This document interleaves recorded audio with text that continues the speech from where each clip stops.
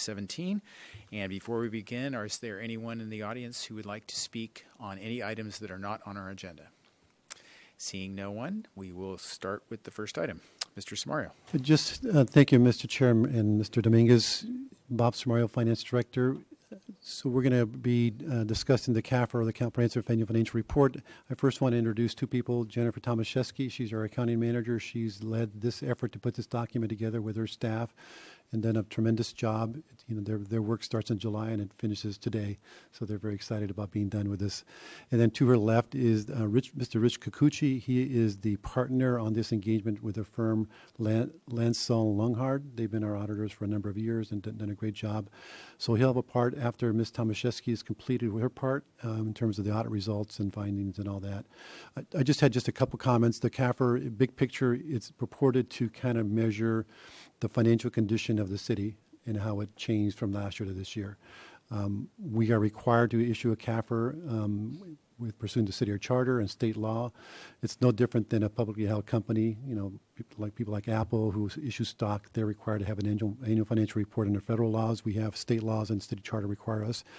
It's a little different. In the old days, it never really measured kind of financial condition. It was just kind of how did our reserves sort of change in a sense. But a number of years ago, with changes in reporting requirements, we do now present what are called entity-wide statements. So we consolidate and collapse everything into kind of two major categories or columns. And they do now represent the true financial condition in an economic sense as you would measure it in a private sector company. So it's a good information for us to present. It's not as timely as we'd like, but it does take a long time to produce it. But so it's an important document for us, and I think it does help indicate whether the city is doing well or not. And you hear a lot about the reserve status, but this is more of an official and standardized way to measure how we're doing financially. So with that, I'll turn it over to Ms. Tomaszewski.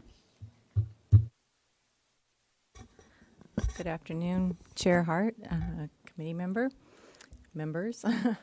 I'm Jennifer Tomaszewski, as Mr. Samario stated, and I will be presenting the, as we call it, the CAFR for fiscal year 17.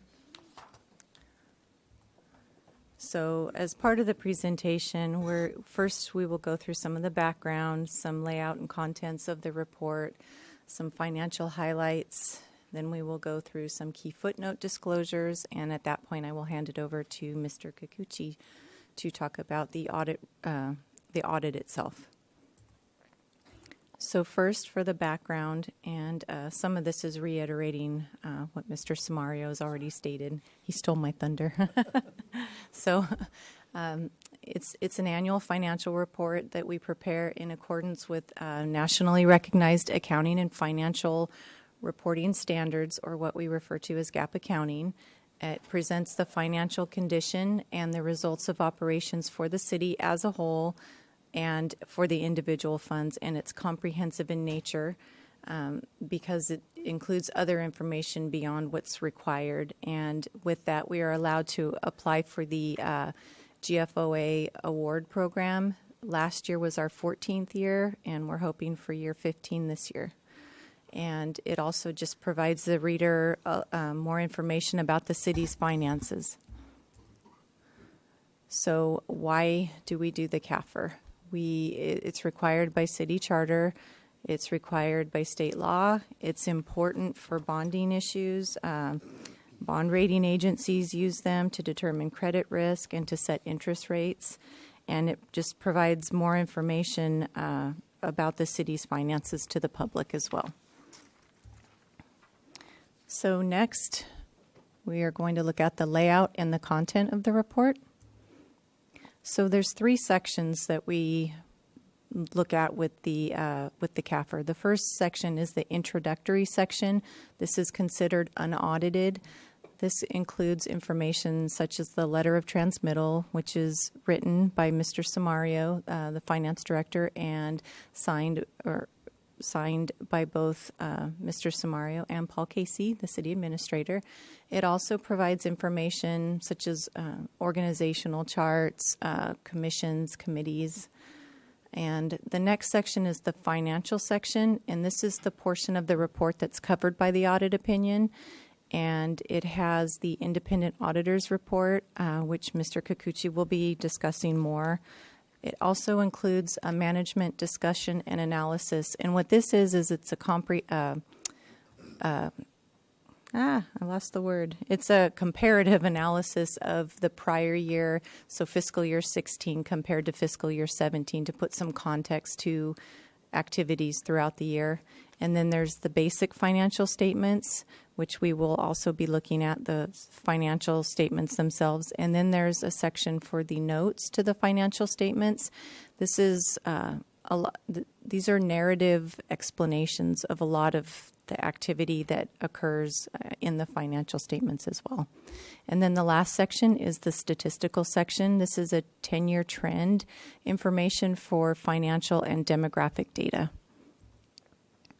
So next, we're looking at the financial highlights, and we are going to look at some of the impacts of the new GASB pronouncements. GASB is the Governmental Accounting Standards Board. They provide oversight in preparing the CAFR to ensure that agencies are reporting in similar, in specific, following specific rules. The next section would be, as Mr. Samario stated, there's two types of statements that we will look at. The government-wide, these are, again, full accrual, and the purpose is to present the financial information as a whole in a manner similar to the private sector, whereas the individual funds are more of a short-term focus on a modified accrual basis. So we will be looking at both of those, and then some of the key footnote disclosures.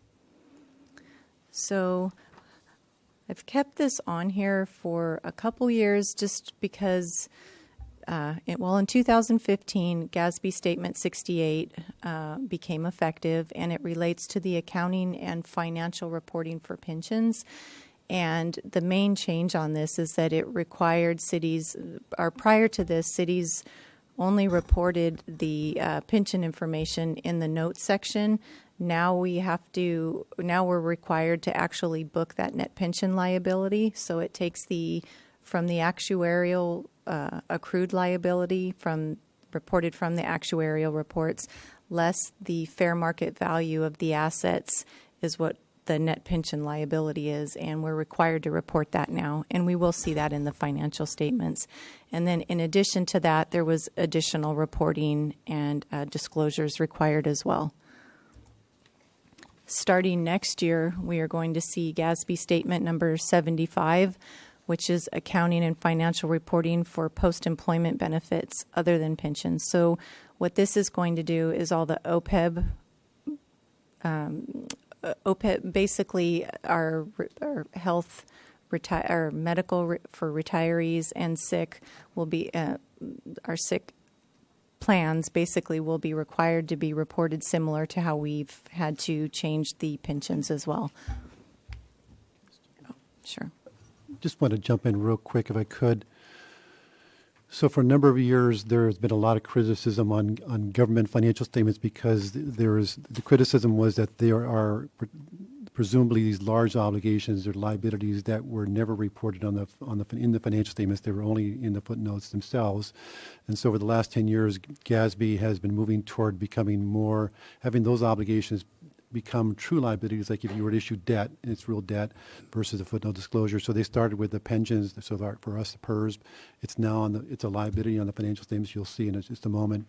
And they're going to be doing the same thing with everything other than a retirement, which is considered a benefit after retirement, such as sick leave, retirement medical payments that we provide to our employees, things like that. For some employers, they do lifetime medical for employees after they retire. We don't have that extent of benefits, but this is an attempt to put those things, move them out of the footnotes and into the face of the financial statements to provide a better understanding to the users and readers of what the obligations are.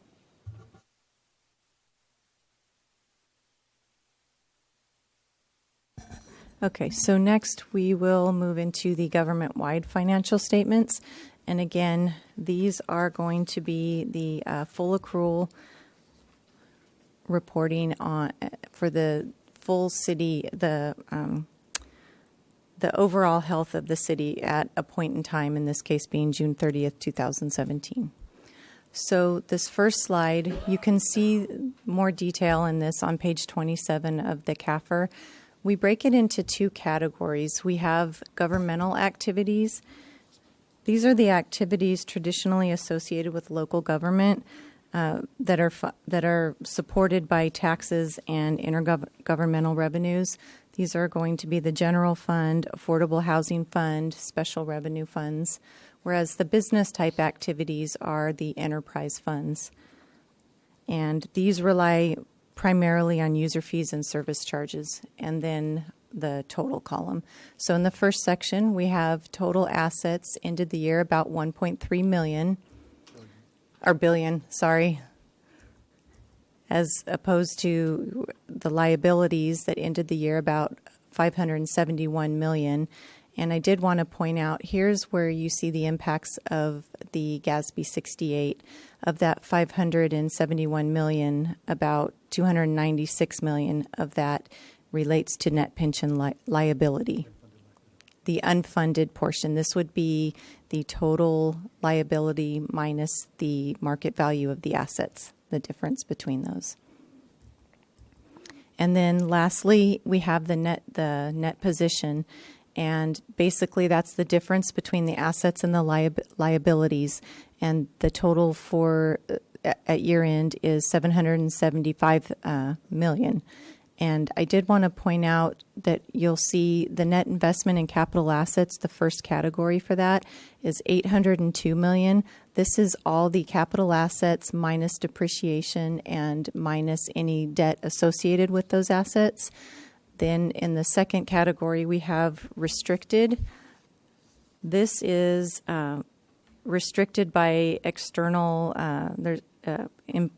these are external restrictions imposed by creditors or grantors. The largest portion for this is about 52 million for affordable housing. And then lastly, you'll notice that there's actually a negative in unrestricted reserves of 107 million. This is due to the impact of having to book that net pension liability. If we were to back that out, that number would be about 189 million. So next, we are going to look at the statement of activities, and the next two slides are going to look very similar. This first one is the governmental activities, and so we're looking at these separately because the governmental activities, these are the activities that are supported through general revenues. So this is administration, public safety, public works, community services, actually includes parks and libraries, and so on. And what you see here is expenses ended the year about 157 million for these programs, which are offset by about 69 million in program revenues for a net of about 88 million. This is the amount that is supported by general revenues. And just to put some context to that, for that 88 million, the second line down, you see public safety. About 51.5 million of that is for public safety. That's about 77% of their program costs that are supported by general revenues, whereas community services, that's about 47 million when you look at the 13 million net program costs that are supported for general revenues. So then we look at the actual general revenues themselves, came in about 105 million, and the biggest portion of that being taxes of about 94 million. And we look at the other category, that's franchise fees and investment income. So what the change here is, the impact of the governmental activities is an actual increase in the net position of about 16.4 million. So we started the year with 321 million, and we ended the year with 338 million. So to the better. So now we look at the business type activities. So again, we look at water, wastewater, airport, and so on. And same setup, we have the expenses for these programs were $122 million, with revenues coming in higher than the expenses. So they're really, what you see here is that they're self-supporting. And the impact of those is about 16 million surplus before we even look at general revenues. But I did want to point out that the largest reason is because of water, and we will look at that at one of the in an upcoming slide. There are some general revenues. Normally, this other category is much smaller than this. Usually, this is for reimbursements, but we did have the sale of the airport property this year, so about 8.6 million of that is due to the sale of the airport. And the results are an increase to the net position of about 25.5 million. And again, you can find these on page 28 of the report. So now I'm going to look at some of the individual funds. And again, these are short-term focus, modified accrual basis, so they do not include capital assets and long-term debt. We have several individual funds. We're only going to highlight 3 of those. So the first one being the general fund. So we see total assets at year end of about 45 million, offset by about 8.7 million in liabilities, sorry. And most of that is salaries and benefits payable. That's the largest portion. And the difference between those, the assets minus the liabilities, is it's the fund balance. We do have 4 categories for fund balance. We have the first category is non-spendable. These are going to be loans receivable and advances, restricted. These are going to be encumbrances. And then we have committed. These are constrained by formal action through city council. These are our policy reserves. These are our contingency and disaster reserves. And then lastly, we have assigned. These are items that are these are going to be our appropriation carry forwards. These are specific purpose designation by city administrator and finance director. But the main thing that you want to see with this slide is that at year end, the general fund's in a pretty good position. It's fully, the policy reserves are fully funded, and at year end, it's in a good position.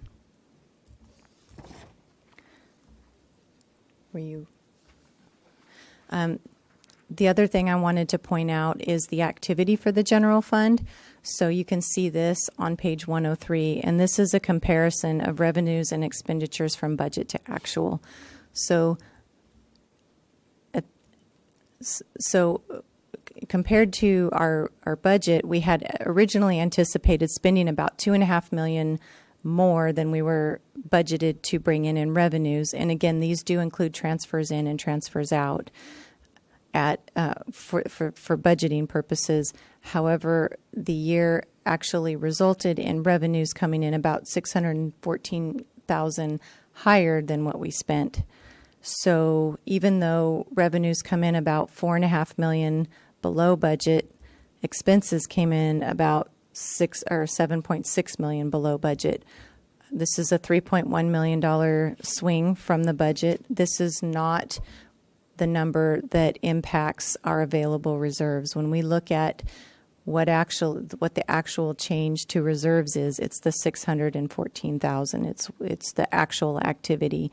What's not included here is any carry forwards that not carry forwards. It would be the transfer that we do based on the surplus to the capital fund. And even though we see a $613,000 increase, when we settled all of the reserves, we actually were able to transfer about $1.6 million. And the difference is because we spent some of the encumbrances down. So what was actually available was about $1.6 million because of those encumbrances. Next, I want to briefly go through the water fund. So you can see this on page 35. And again, we see revenues of about 52 million and expenses of about 36 million. And that's for the operating income or operating activity. When we look at the non-operating activity, what we see is a change to the net position of about 14.8 million. So on the next slide, I want to put some context to that because we see revenues came in substantially higher than expenses. That doesn't mean that those are all necessarily available. So this next slide is a comparison of reserves for the water funds, comparing 16 reserves to 17 reserves, and then the difference between them. So for the first section, we have our policy reserves. These are our disaster and contingency reserves. What you see here is that they didn't really change that much. And for reporting purposes, I should say that the water fund isn't just the water operating fund. We also include the capital fund and the water drought fund as well. So the second section, we have our policy reserves. Then we have available reserves either above or below policy. And what we see here is that the reserves above policy actually dropped about 2.2 million for a net impact of total reserves decreasing about 1.7. Well, that doesn't quite match with the 14.8 million that we saw in the gains, but in the activity. But the reason for that is because much of that activity was based on prior year non-spendable amounts we had expenditure carry forwards, and the main impact is the revenue carry forwards. And I just realized my slide is a little off, so I apologize for that. So some of that 52 million that was received in water revenues last year was actually already counted or set aside based on 2016 reserve non-spendable reserves. Does anybody have any questions on that? Basically, those encumbrances and those carry forwards affect what's actually available at year end. So we always have to consider those. And so when we look at the impact of those, we have you see the swing of about 16.3 million. Well, when you net those two together, that's where you get the 14.8 million. And I know that's a little bit complicated. Does anybody have any questions on that? No? Okay. So that's it for the... Or White does have a question. Thank you. Well, that's the water fund. It's sort of to pause and say, okay, we've gotten a lot more revenue than we expected, and our expenditures were. I mean, this is quite a swing. But some of that, a lot of that is because of the desalination project, and it was anticipated revenue that wasn't received in 16. It was budgeted and planned to receive in 16. However, it wasn't received until 17. Oh. And when we anticipate that coming in, we set aside a negative reserve to track that. So it's not really available yet. Mr. Chair, I have to say I don't understand, but that's the short version. I know it can be complicated. We have to look at what's actually available and what isn't. Yeah, if I could just, how we measure available reserves is not always intuitive, and it doesn't always align with what we see in terms of revenues and expenditures. There are a lot of other moving parts that are kind of more accounting mechanisms and things that we have to kind of take into consideration. I think the bottom line to remember here or take away from this is that reserves overall are still doing pretty well in the water fund. If I can see the number, I see 17. We're $8.4 million reserves above policy. So whatever the policy requirements are, which are in the $17 million category range, we have another $8.4 million available to us. And part of that was budgeted this year because we knew we were going to use some reserves, and that's what helps pay for our capital program. So So the water fund is generally in good, healthy from a reserve perspective. Financially, it's obviously rate driven, so we always got to be kind of sensitive to the impacts to our ratepayers. But financially, they're doing pretty well, and I think that's the takeaway from this slide. Yeah, I'm certainly. It's nice to hear that the numbers are going bigly in the right direction. So that's good. And this is in the next year or two, we're anticipating using some of those reserves as Right. to manage this, to run the system, rather than have rates cover all expenses. Right, that's So correct. that's part of Yep, that's correct. okay. And was that a 2-year plan that we have out there for using reserves to offset costs, or is it just one? Mr. Chair and committee member White, I think I think we're looking at this on an annual basis. We do, I know the water folks, they do 10-year planning in terms of capital needs and operating needs, so they make sure rates are adjusted accordingly. But I think they've had some extra reserves in the last few years, and they've been applying those to capital versus trying to pay for them on a current basis through rates. So I think they're using those reserves appropriately for extraordinary expenses, drought-related expenses. So we're not just raising rates every year. So this is helpful to have this kind of reserve level. If we were in the negative, we would have to rely on rates to cover not only operating costs but also capital expenditures. Well, obviously, the water fund, I don't think there's a more beleaguered system in terms of the actual the actual assets and the actual functions out there. There's no tougher It's true. department facing tougher times from all the other circumstances. So thankfully, at least the money is there to manage the thing for the intermediate future. Councilmember Dominguez, do you have a question? Yes, thank you. The 2 columns for revenue carry forwards. So in fiscal year 16, it was 53 million, and then it dropped to 27 million. Can you explain how that impacts the reserves and what you would predict for next year?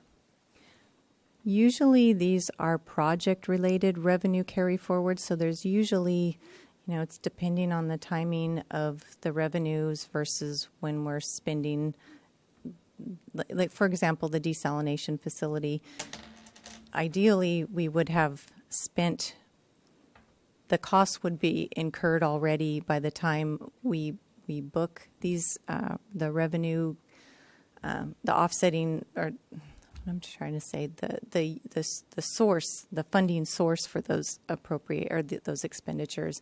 In this case, often what happens is we have revenues.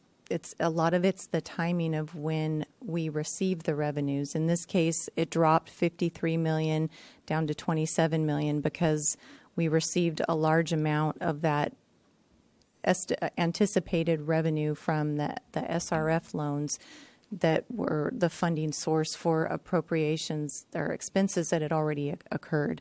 So you see that it's actually on here as a negative reserve. And I say reserve, it's really, it's a non-spendable way to isolate the activity that's really when it's there, but it's not necessarily available. And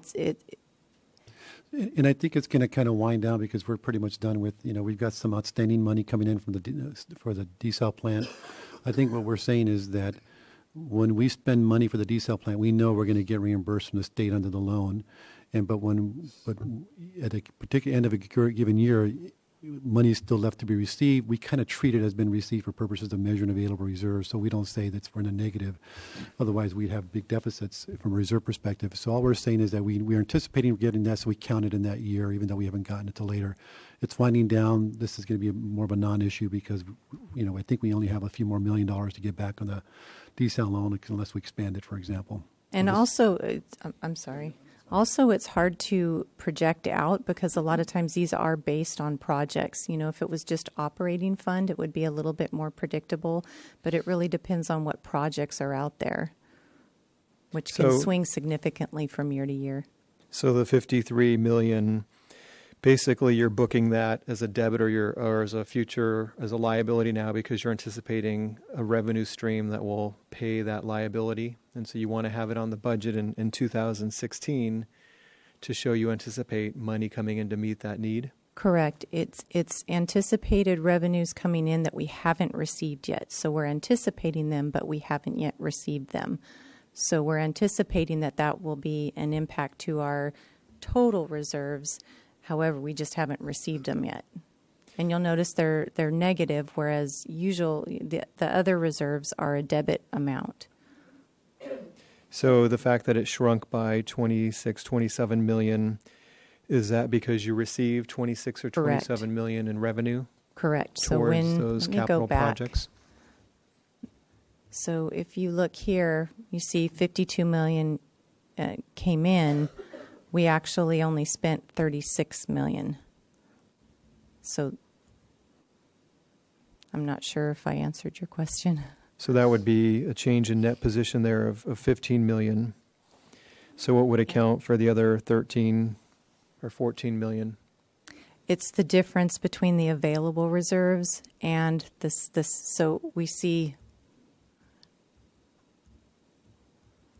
it's the change in available reserves that actually was reduced by 1.7 plus the 16. So that's where you get the 14. It's like 14.4. There's a few other smaller funds that I didn't include here. I just put those with the largest impact. The water fund is actually made up about 6 or 7 different funds.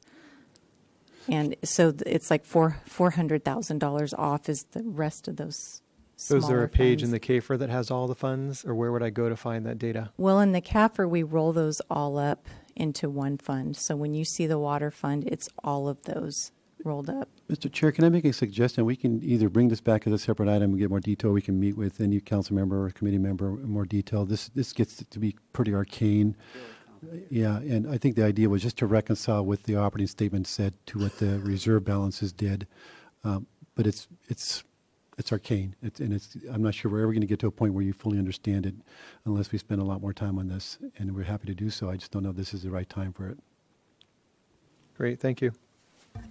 Yeah, and the reason I brought it up is because we see the 14.8 million change in the activity that you would anticipate that the available reserves would have matched that. And so I just wanted to explain to you that it's a little bit more complicated than that. It's not a one-for-one. So the next fund and the last individual fund is the self-insurance fund. And for reporting purposes, there's actually 2 funds that get rolled up into one total for the self-insurance fund in the CAFR, and that's the Self-Insurance Trust Fund and the Post-Employment Benefits Fund. And the main thing that I wanted to point out here is that you do see that the net position for the Self-Insurance Trust Fund is in a negative balance of about $4.5 million. To put some context to this, this is over the last few years, this has been in a deficit. We've seen this as a deficit for the last several years. This was due to higher estimated claims liabilities. However, in 2017, just to put some context to what this was last year, this was about $6.5 million deficit last year. So we had about, I want to say it was about $5 million less in workers' comp claims last year than the prior year. So all else, the revenues were about the same, but total expenditures were about $2 million less. So there was a swing of about a $2 million decrease to that deficit from the prior year. Whereas on the post-employment benefits, we see this has also been in a deficit. This represents the retiree medical, the implied subsidy, and the sick leave. So the implied subsidy, just to refresh your memory, this is basically what it is. It's the difference between, for retirees that opt to use the city plan for their medical insurance, they get the benefit of this implied subsidy based on the blended rate that they share with active employees. So if a retiree were to go get their insurance in the market, it would be at a higher rate. So they get this implied subsidy benefit in the blended rates that are really offset by increased costs to active employees. So the city does recognize that this has been in a deficit as well. There are plans to add funding for this. Currently, we pay those amounts as they occur each year. But we do not book necessarily or plan to fund that implied subsidy piece of that, and we will look at that again in one of the upcoming slides. Real quick, so we've talked a lot about the self-insurance fund. That's the workers' comp liability and safety and all that. How in the last 5 years we've just had some bad, higher than expected claims. And the claims in terms of number haven't been that great, but just the magnitude of them have been substantial. And back in 2006-07, going into the Great Recession, we were actually in a surplus mode there, and we were able to give about $5 million back to the general fund and the enterprise funds because they needed it at the time. And things just go cyclical, but the last 5 years have been tough, and that's what's created this deficit. And we have just been loath to raise rates to the departments and funds to try to catch up and undo this deficit, because we have enough cash to cover our claims on an annual basis. But we know over time we're going to have to kind of catch up. So we've been incrementally raising those premiums to the departments, but not at a severe amount, but just incrementally so we can eventually get there, hoping that claims will start to come down and severity starts to come down to kind of close that gap. So this is something we've been talking about for a while. The implied subsidy is just this weird thing that GASB says we have to track as a liability. In my opinion, it's kind of silly. I know Mr. Kikuchi would disagree with that, but that's why we don't look to fund it. It's just because of this premium or benefit we give these retirees for a lower rate that they pay. That's considered an obligation for us that we have to start funding in advance. But in any case, that's what it measures. But anyway, those are my comments on the two funds. Councilmember White. So do you have a sense of how many people are using that implied subsidy? And certainly it warrants no research, but just unless it's something it's in the hundreds is my guess in terms of hundreds, a few hundred that are part of, it's up until age 65, then Medicare kicks in, so it's for those who retire prior to 65 and participate in our plan and get the preferred rates. Yeah, thank you. Yeah, I think we pay actually probably closer to about 200, and I'm just thinking from our payroll activity, I think it's about maybe somewhere between there, 1 and 200. Okay. Not a lot. Councilmember Dominguez. Thank you. The estimated claims payable, this $11.5 million figure, is that broken out somewhere? Where do you see the 11.5? Oh, estimated claims payable. I believe that comes from another actuarial report that risk management receives. It's not broken down in the CAFR, but it's broken down in reports we have in our office, our risk management's office. Could I get a copy of one of those, please? Thank you. Would you like me to send that to all three of you? Sure. No. Okay. Okay, and again, just overall, we see the deficit is about $22 million at year end. It did drop a little over $1 million from last year overall. So it's heading in the right direction. Okay, and then the next section, I'm going to just briefly touch some key footnote disclosures. One of the key areas for footnote disclosures is pension plans, and this is footnote 9 in the report, and it's you'll see that in pages 66 through 77. And again, in the notes, this is another impact of the GASB 68, as we do substantial amount of reporting on pensions in the notes section. The purpose of these next 3 slides is to show you the city's funded status for the pension plans with CalPERS, and this first one being the miscellaneous plan. For GASB 68 reporting, CalPERS uses a measurement date of so the measurement date of June 30th, 2016 is reported in the 2017 CAFR. They actually have three valuations. They have a valuation date of 15, a measurement date of 16, for a reporting date of 17. So, we switch back and forth in our, discussions for dates quite a bit here. But so the important thing to take away from this is we're really looking at a measurement date of 2016 in our 2017 column. And there's just a few things I'd like to point out. So what this is the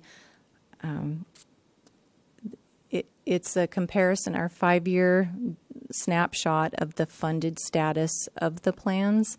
So the blue chart, or the blue bar, is the actuarial accrued liability, and this does come straight from the actuarial reports we receive from CalPERS. And the red or orange, it looks more red, but it's an orange-ish color, is the funded status. That's the market value of the assets. First, the first thing I'd like to point out is that it is going in the right direction. You see the funded status in 2013 was 61.3%. In 2017, it's 70%. My glasses. So there was a slight bump in the actuarial accrued liability between 14 and 15, and this was due to CalPERS changing their mortality rates. So typically you'd see the increase in the actuarial accrued liability about $20 million a year for the miscellaneous plan. In between 14 and 15, that bump was about $80 million because of the change in mortality rates. I also wanted to remind you that we are in the third year of the 5-year plan to fund the unfunded liabilities. Asset values have increased in 2013. However, the asset values increased in 2013. However, the total asset value decreased slightly. And so now what I'm talking about is if you look at 16 and 17, that decrease from about 73.8% to 70%. Each year, CalPERS, they look at a lot of different assumptions that go into how they plan what those contribution rates are going to be, and they do fluctuate from year to year. They estimate the net income from investments. So what you'll see here is that the market value in those assets decreased only about $2 million, but the bigger impact is that the actuarial accrued liability went up about a little over $20 million. So it's not necessarily that the market value dropped. It's just that it's based on those assumptions from CalPERS. So we still have. Councilmember Dominguez. So isn't market value what the current value is today?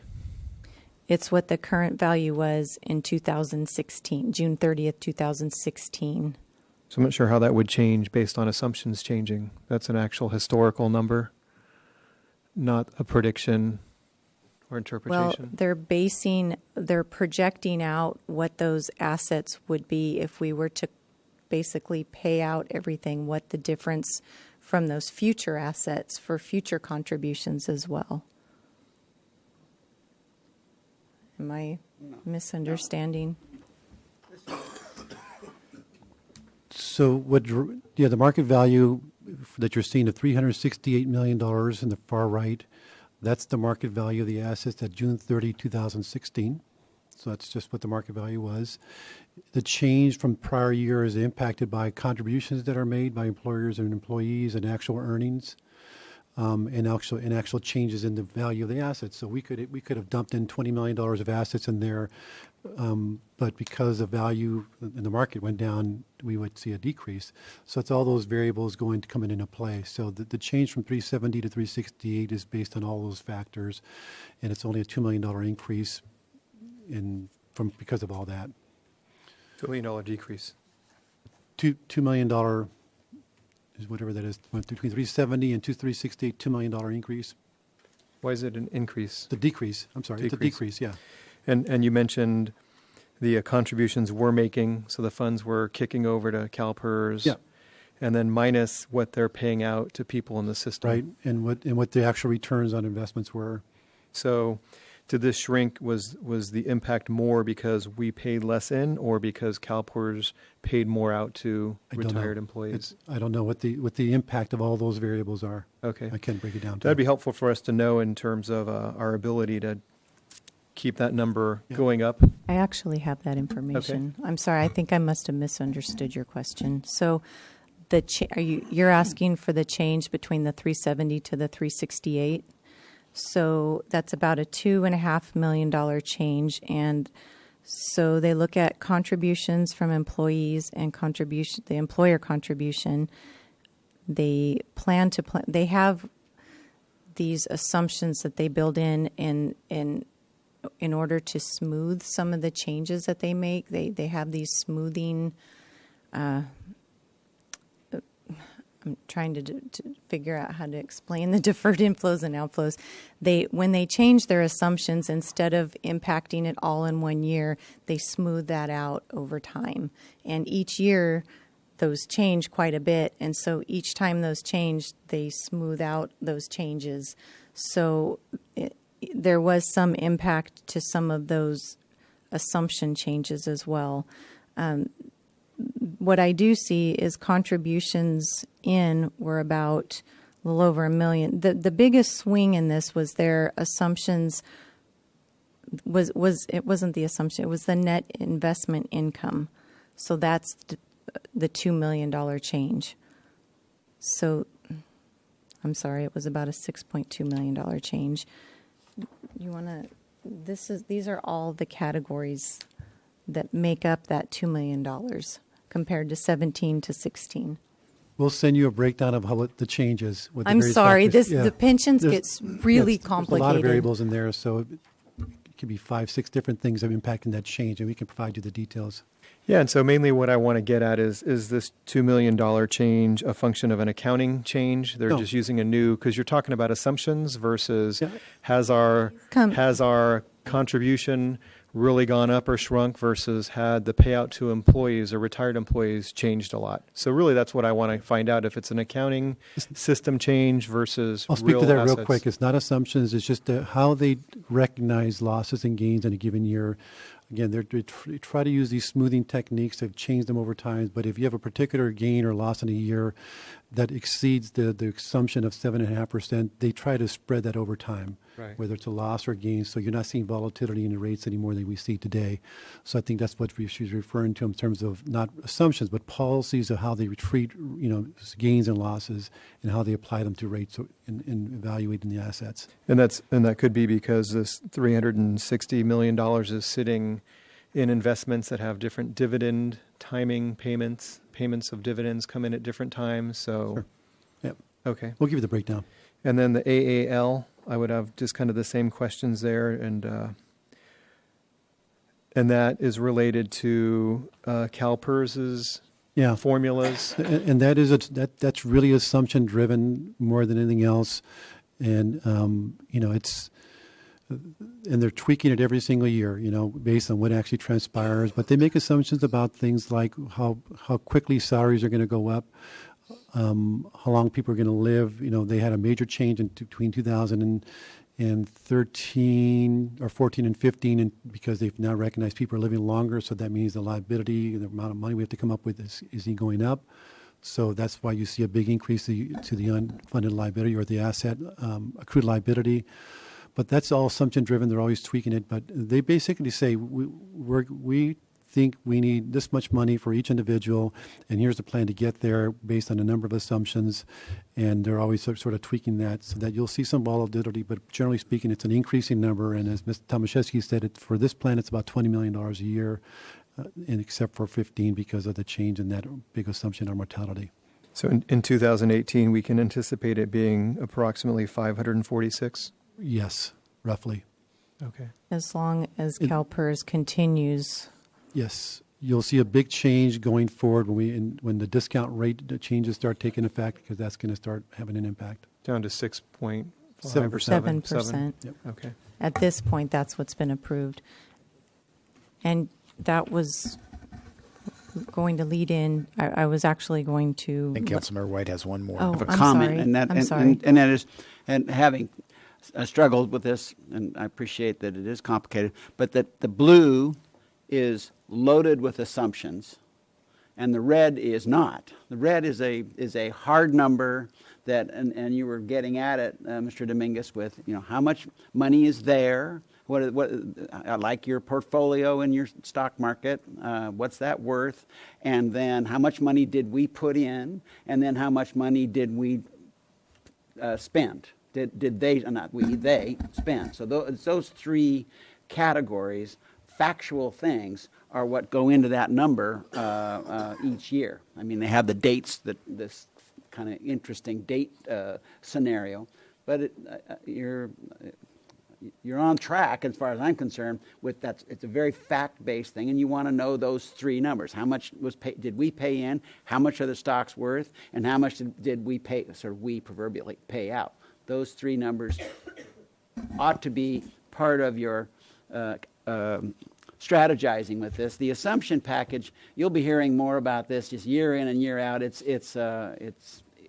got some weak assumptions in it, in my opinion, and I think everybody likes to criticize that area, and it's not an easy one. But the fact part, I think that your questions are apropos of getting those three numbers. In the future, I would suggest that you spell out what the acronyms are. The MV obviously is market value, but AAL is not. Actuarial accrued liability. Yeah, I think you should Sorry. put those in there because Okay. it's not clear what you're talking about on this charts. Last thing I'll say is, in really simple terms, the blue bar represents the amount of money we should be having in the bank at those specific dates, and the red is what we actually have, and that difference is the unfunded liability. Thank you very much. Let's go to the fire and police pension charts. Apologize for confusing you on this. I all think right. I get confused on this myself. Okay. So you're going to see a similar trend with fire. I wasn't going to touch on anything other than to see that we are continuing to, over the 5 years, it's gone up from 63% to 65%. And then police, similar, 62% to about 68%. I think those are the most important points on all three of these charts, is that over a 5-year period of time, they have gone for the miscellaneous category from 61% to 70%, in the fire category from 63 to 65, and in police from 61 to 68. So the long-term 5-year trend has been positive in terms of providing market value assets to offset the obligations of future pension requirements. Yes. That's the purpose of these three charts. That's the point we're trying to express to the public. That's the reason why these are in this presentation. Okay. I apologize if Member I Dominguez. complicated it. The third color, this gray, where it says funded status, I don't know if I see that bar up there. Is that because it's a zero bar? That's just the percentage that's above the bar. It's taking the red bar divided by the blue bar. Okay. So it's not actually represented as a column. Okay. And how do we compare statewide in terms of these percentages to other cities? I haven't checked this year, but last year we were above the 50 percentile. A lot of organizations were 40, 50, 60%. I think the highest, and again, I'm just trying to remember back to a report I read like a year ago. Some of the better funded were in the 80 to 85. So we were, not probably maybe in the 75 percentile. Okay. I That'd be great can to- double check that again and get back to you. And I know this is more of a financial statement review than a CalPERS, Right. but it's always good to keep these benchmarks in mind for the Finance Committee, I believe. Okay, so moving on to other retirement benefits, you'll see these on pages 85 and 89, or 85 through 90 of your report. These are the OPEB. So these are the three that we were looking at earlier, the retiree medical, implied subsidy, and sick leave. The purpose of this slide is just to show, you see that we don't have funding for these at present, and we only get the full reports every other year. So last year we received the valuation date of 2000 or 7/1/14, and we won't. What am I trying to say? I'm sorry. The numbers haven't changed for the implied subsidy and the sick leave because we haven't received new updates for the actuarial reports for those. We do get a one-page update based on what we've actually paid out each year. So we did update the medical retiree. So that increased by about $1 million. Other than that, we have not changed the slide from last year, but next year we'll have new information for you. I did want to point out the implied subsidy decreased from in the last couple years because we switched actuaries, and the prior actuary used a different valuation. They used all compensation, whereas the new actuary uses only PERSable compensation. And then the other change in estimates is that the prior actuary assumed that all retirees would use the city plan, and we know that's not the case, that they use a percentage, which is more in line with industry standards. So that dropped probably about $16 million. So we feel that this is more appropriate. So that's the only information I wanted to point out on this slide. So the last footnote I wanted to point out is pages 105 and on 108. You'll see this is the pavement condition index.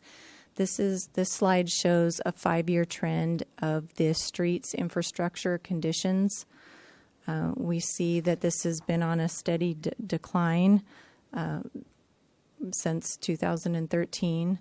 We rate them on a scale of 0 to 100, and what this slide shows, the estimate, that is the estimate to keep the PCI rating at the existing condition, whereas expenditures is the amount that we've actually spent. So we've established as a policy a minimum PCI of 60, and you see this last year we dropped below that. We are anticipating addressing this with the 1% sales tax increase. So over time, we do believe that that will be enough to improve this over the next few years. And that was my portion of the Thank you very presentation. much for your portion. Mr. Kikuchi, I think you have the next portion. I'm sorry, can I ask? Councilmember Dominguez has another question.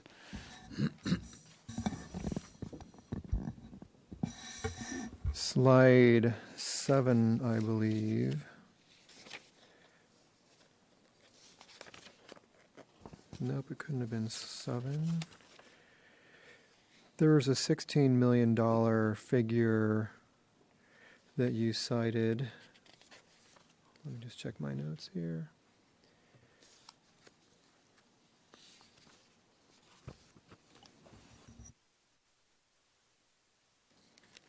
I think it was the change in net position on one of these slides. And I wanted to find out how that was different. It's slide 21. No, that's the water fund.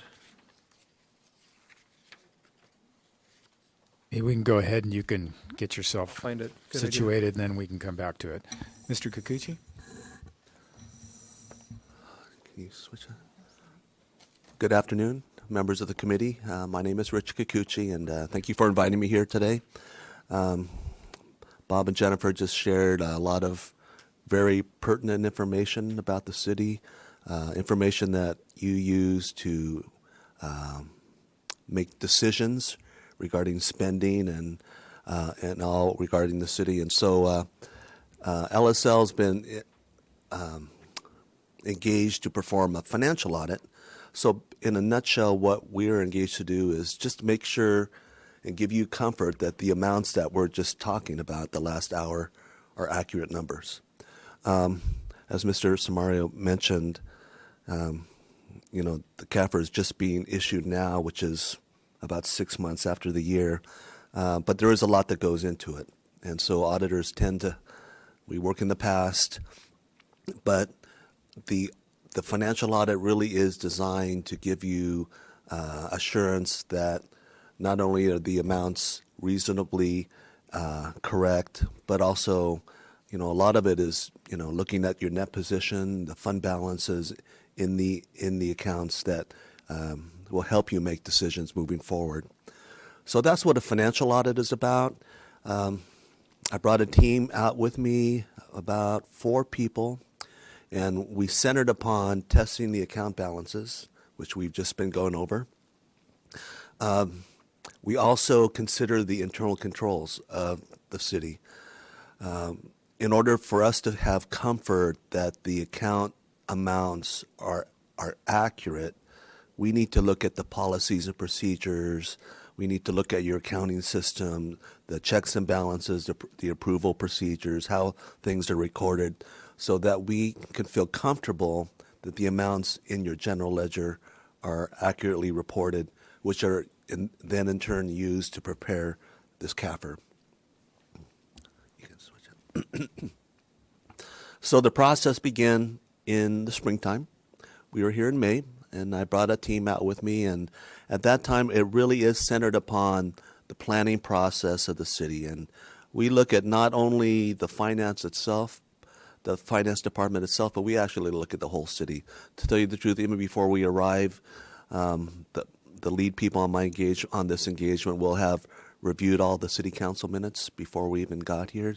So we kind of know what's going on with the city, maybe large expenditures that we should anticipate being spent, or perhaps grant monies. And that's another thing we were talking about earlier, why we prepare a CAFR. And it is mandated by the city charter, but also the city falls under the Single Audit Act. And so whenever a governmental entity spends over $750,000 in federal monies, we're required to do a single audit, which really is a compliance audit on how the monies are spent. And a part of that reporting package with a single audit, we're required to do audited financial statements, or the CAFR. So it all began in May, and it was, like I mentioned, that really was centered upon planning and assessing the controls. Then we came out in September, and we were here for a couple weeks, and at that time we were doing detailed account analysis. We're talking about fund balance, net position. We're looking at cash, and for instance, cash and investments is something that we spend a lot of time on, making sure it's properly reconciled. The pension, those are things that we look at in regards to GASB 68 on how liabilities are recorded. And so that all goes into the comprehensive annual financial report, and we've been talking about that the last few minutes. So again, my role as your financial auditor is to give you assurance that the amounts that we've just been discussing the last hour or so are reasonably accurate. And so as your auditors, like I mentioned, we're only here about 3 weeks out of the year, 3 or 4 weeks out of the year. So I'm not here, 52 weeks out of the year. So we need to conduct test work on samples, on procedures that will give us reasonable assurance that the amounts in these statements are materially correct. It's not 100%. We don't have 100% assurance, but we have reasonable assurance. And so the goal is that we're going to put together a CAFR that has materially accurate amounts, which we did, and your finance department prepared the CAFR. We tested the accounting system. We tested the balances in there. And so we have rendered an opinion, which is called an unmodified opinion, which means that we feel that the amounts in these statements are materially correct. So when you're going over things like pension or OPEB, and you're looking at the amounts in there, and you're looking at whatever liabilities, you can feel assured that those amounts are materially correct.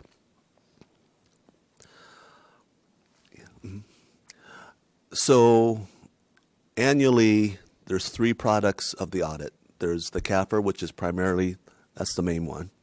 But in addition, we issue 2 letters. We issue what's called our SAS 115 or internal control letter.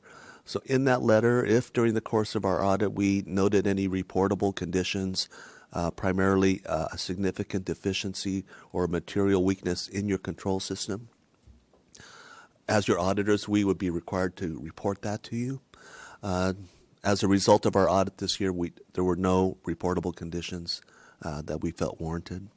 The auditor's communication really is just that. It's a letter designed to provide information on some key areas, on new pronouncements that were enacted this year, new pronouncements that are right around the corner, which there's always new pronouncements coming out lately.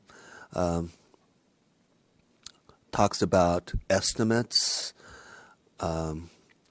If there were any disagreements with management or difficulties during the audit, we would be required to report that to you in this letter.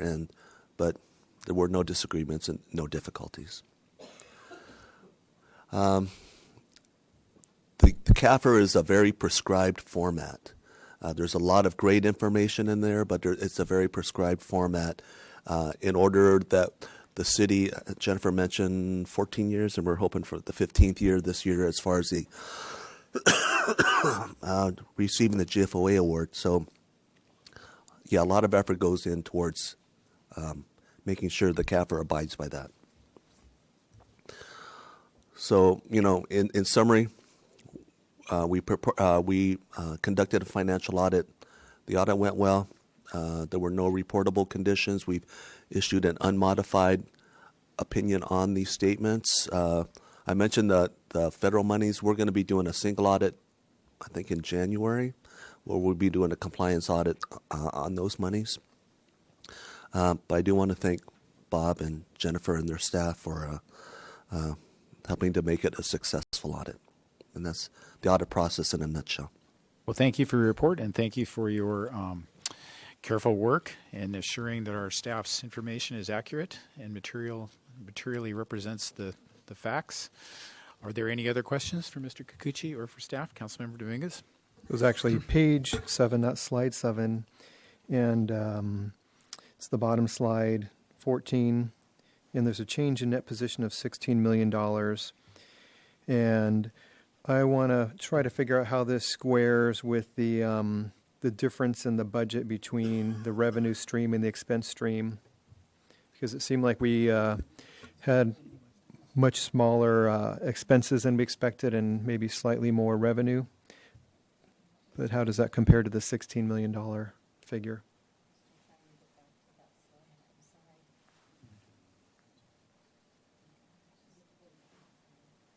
You can look at mine if you want.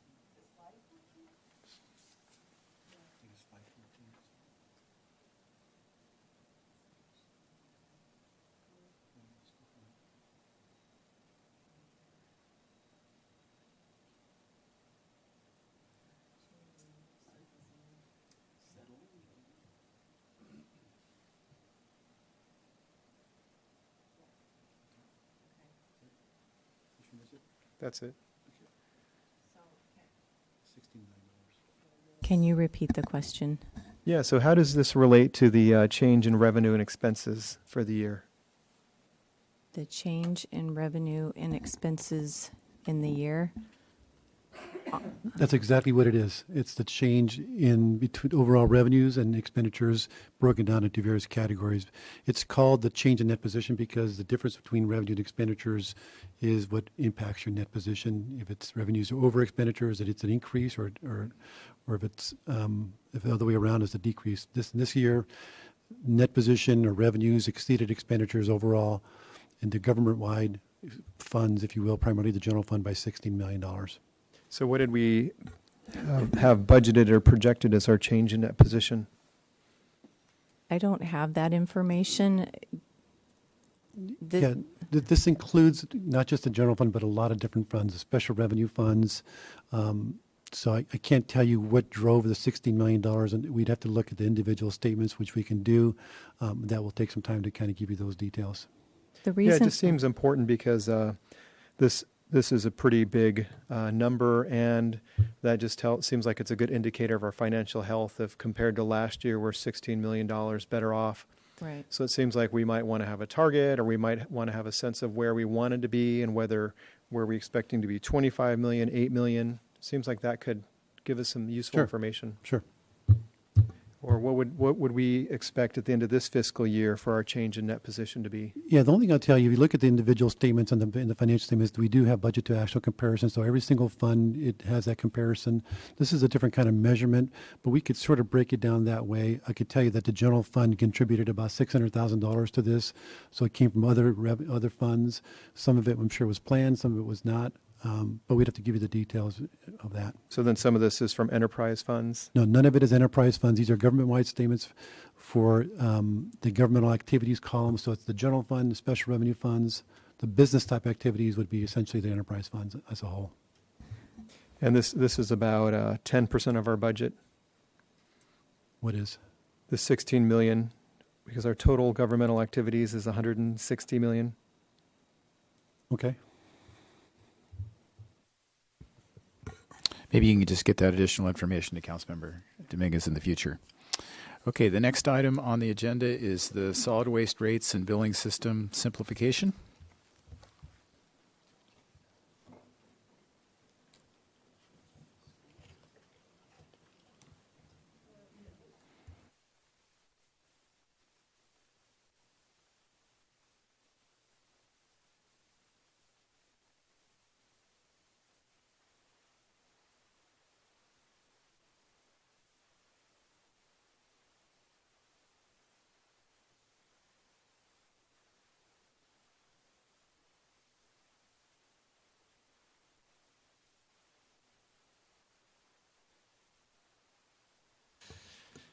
I'm just going to turn it over to Miss Renee Irely. She's our Environmental Services Manager. I don't think she needs any introduction. Ms. Arley, thank you. Great. Thank you, committee chair and committee members. I'm here today to discuss a proposal to simplify the solid waste rates. And this is part of a process to update the city's utility billing system and also improve our rate modeling.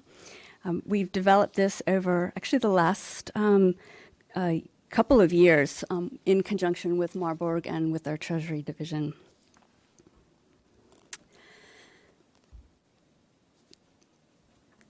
So CIS is the utility billing system, and it's slated for a major upgrade later this spring in preparation for fiscal year 2019.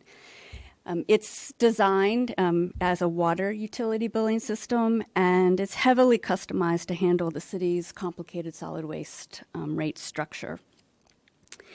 The solid waste rates, just as background, are calculated by a system of interdependent bill codes that charge for services differently for each customer service sector. So whether it's residential, business, multi-unit, frequency, size of container, and then adding on other sorts of special services. So it gets complicated very quickly.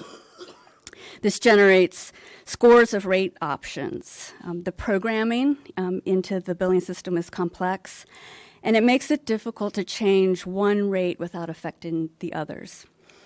Running the decision-making logic in CIS is slow, and it adds significant time to the generation of bills each month. And for this CIS upgrade to move forward, the solid waste rate structure really must be updated to be accommodated in the new system. Additionally, we run our own rate modeling, and this is used in preparation for making our rate changes every year, and it's also how we predict income for the solid waste fund.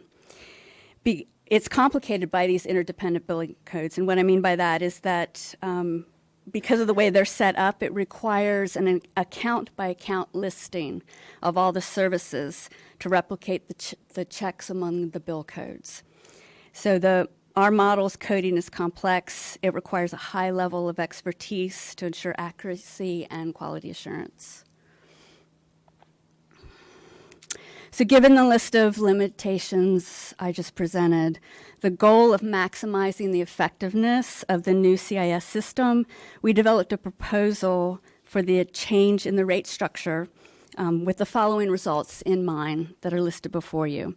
That we'd have no interdependent bill codes, that the solid waste fund remains revenue neutral, that there'd be no shifting costs from one customer sector to another, that we'd simplify the rate model, minimize the overall bill change for the customers, improve the calculation time in CIS, and also hopefully improve customer service.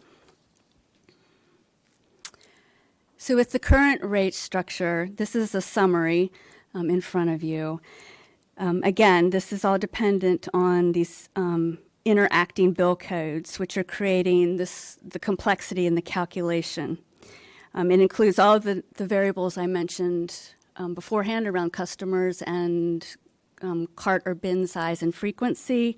In addition, whether there's partially free recycling or green waste services, whether a minimum charge needs to be assessed to make sure that Marburg is being compensated for their level of effort for very small generators. And then we have slope and distance charges and a few other sort of odd charges included. For single-family residence sector, which includes just single-family homes right now, customers receive unlimited amount of recycling, and they get a large, although it is technically limited, amount of green waste services with their trash service. For multi-unit residents, their rates are set based on the number and size of the containers serviced. And they are also offered a small amount of free recycling and green waste service. Then, like the multi-unit residential, the current business sector rates are calculated in a similar way, and they include a limited amount of recycling and green waste services for free for cart and can customers, but then for bin customers, recycling and green waste are 50% of their trash costs. So as you can see, these variables can create a lot of different billing options and complex formulas to calculate on an account-by-account basis. So to reduce the number of categories in which a customer can be classified and increase consistency across the type of services offered and how they're charged, we are proposing a few structural changes to the rates. The first is to create a base rate for fixed cost in operating the solid waste system. This establishes consistency in the building of the rates themselves. It also allows us to implement a container cost based on size to cover other variable costs. Secondly, establish consistency on whether recycling and green waste services are included in the base rate or they're offered at a consistent reduced rate depending on the customer sector. And then third, eliminate slope and distance charges to simplify the billing system and rate calculations.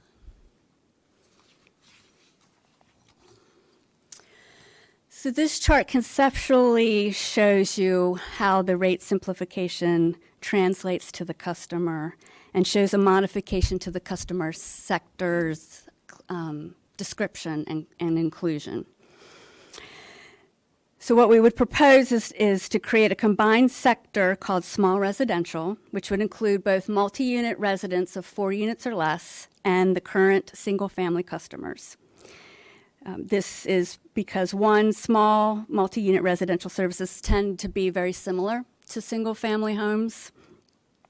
And additionally, merging them into one category aligns with current state solid waste laws, such as AB 1826 and AB 341, which covers organics, recycling, and commercial recycling.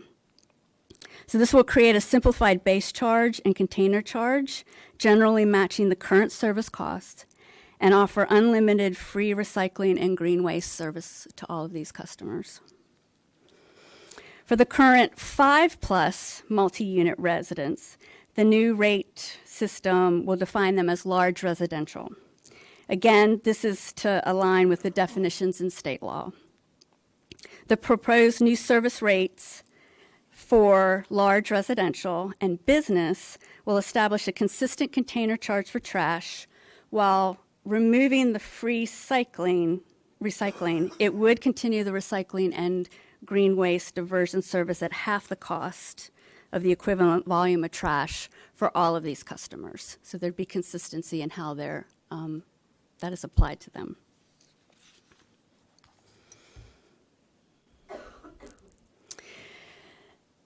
So while the proposal will be keeping the solid waste fund revenue neutral, some customers will see changes in their bills.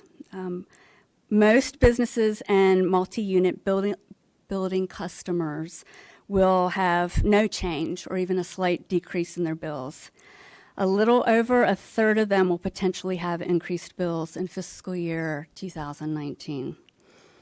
However, we have done an initial review of the accounts, and they indicate an ability for many of them to reduce their monthly bills by either right-sizing their service, meaning that there's a fair number of them that are probably subscribing to services for more capacity than they're using, for trash in particular, and or increasing diversion through additional recycling, green waste, or food scraps programming.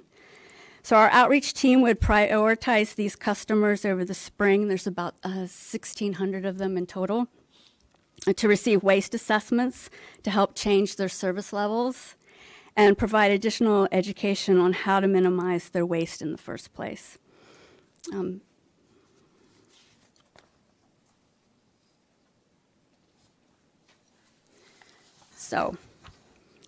With that, we would recommend that the Finance Committee consider, and if appropriate, direct staff to execute a simplification of the city's solid waste rates. And we would include all of this as part of the annual rate setting process for this coming fiscal year and be bringing that back to council for you. And with that, I'd be happy to take questions. Thank you. Thank you, Ms. Yeah, just Eierling. real quick. So the reason we're here now is this is going to be impacting some customers, and as Ms. Eierling indicated, we are going to do extensive outreach to to work with them, to right size, to increase diversion and all that. But there'll likely be some residual impacts to some folks. The vast majority will either be not impacted or will see some decrease in their actual rates, even though in the aggregate it's revenue neutral to the fund. There are individual impacts. We normally would come to you in February before we send out the notice. We will have worked up the rates for the following year and prepared a notice that we'd come to you and give you an advance notice of that, or kind of what it involves. But since this is going to be impacting customers, particularly those in the multi-unit and in business, we thought we'd come to you first, give you a heads up, let you know that we're going in this direction and address any concerns you might have. Or if you want more information to come back to you or the council in January, we could. But this is kind of our first check-in to make sure you're not seeing this as being a bad idea in its entirety. Well, thank you for that. Appreciate the advance notice. Obviously, the issue is how much of an increase for how many people, and you described how many people, but don't have a good sense of how much of an increase. So if that's something I think we need to understand better, is to how much of an increase for those folks that are seeing an increase. If it's nominal, it's one thing. If it's a significant percentage, then that has its own challenges. Thank you, Committee Chair Hart. The vast majority of them fall in I would say the 0 to 5% range in change. As it stands now, with no change in their service levels, there are I would say a couple of hundred of the customers who would potentially see more significant increases, again, on paper, but we would need to work with them looking at their service levels and their frequency to try to bring that down. And that is, when I say a couple hundred and more significant, those are approaching more of around the 50-ish% increase. That could be up to 50% increase for that small, a couple hundred number of them. But again, looking at their service as it stands now, they're not necessarily optimizing what they could be doing. And how would you characterize those 200 customers? Are those large multifamily apartment buildings? And those, are they the largest multifamily apartment buildings, or are there a wide range of customers in that 200? There is a mix in that range group. Because it probably depends on just what kind of service they're getting now. It really Yeah, I does. see. Yes, Okay. it does. And It- some it people really is have specific. been active about managing their accounts and reducing their service as time goes on. Others have not, and have just kind of kept things the way they are for many, many years. And Yes. this is probably the reason to look more carefully at that. In Yes, the it future. is. Yes. What it sounds like, maybe we can come back in January and give you some more specifics with the because percentages can be a little misleading. I know they're important, but, if we're talking about a $15 bill and it going up by $7, that's 50%, but in terms of dollars. So that's important to know as well. So I think maybe we can come back in January, give some of the details about the impacts, how many, is it the larger multi-unit, or is it some businesses, or both, and what the numbers are, and what the percentages and dollars are, kind of how that's spread in terms of counts. So you can see the range of impacts and all that, both in percentage and dollar terms. So it sounds like that would be helpful. Yes. I will tell you that we have really no choice in trying to make some of these changes, because the new system that we're going to be upgrading to won't really allow us to do what we're doing today. It's so complicated that the upgrade will basically say, no, we can't accommodate what you're doing today in a new upgraded system. So we have to find a way to simplify it. And then it has secondary benefits in that it's so complicated for us to make a change. And it takes hours to produce bills every night, because it goes through these hundreds of if-then calculations that it's becoming, difficult for us. So for a number of reasons, we need to make the change. And I think for us, it's going to be incumbent upon us to do as much as we can to do the outreach and to reduce those impacts. But there's going to be some people who are impacted because of this necessity to make this more simplified. It's just a matter of making sure you understand that and understand how we're going to approach it. Well, that context is very helpful, and I completely understand. We've got a compound complex system that we're trying to make simple, and there's going to be change required in that process. So, Councilmember White? Well, and to follow on that, clearly that Mr. Rouse will be there to be bird dogging this in his special way, and that the fairness test will be that will be one that you will be required to address. I have a question I made then also about this the green. Obviously, there's a big change. Well, first of all, what is a large residential? What are we? Is that where's the cutoff point, or how many? What is a large residential? Thank you, Committee Member White. A large residential is for 5 or more units in an apartment building. Okay. So it's not single-family it's not.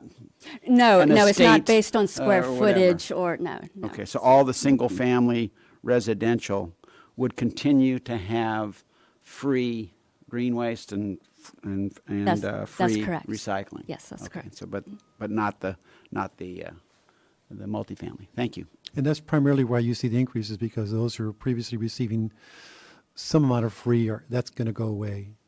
That if you look at the business and the larger, there's no longer going to be any degree of free services, and that's really what's causing these impacts, primarily. I see. Thank you. Councilmember Dominguez? So I'm puzzled. Seems like there's not that many permutations, and it seems like every year processing speed and memory doubles in its capacity. So why is this so complicated for our systems to handle? Seems like you're either a small single-family unit, multiple residential, you got recycling, and you have trash. Doesn't seem like there's a whole lot of complexity there. So what am I missing?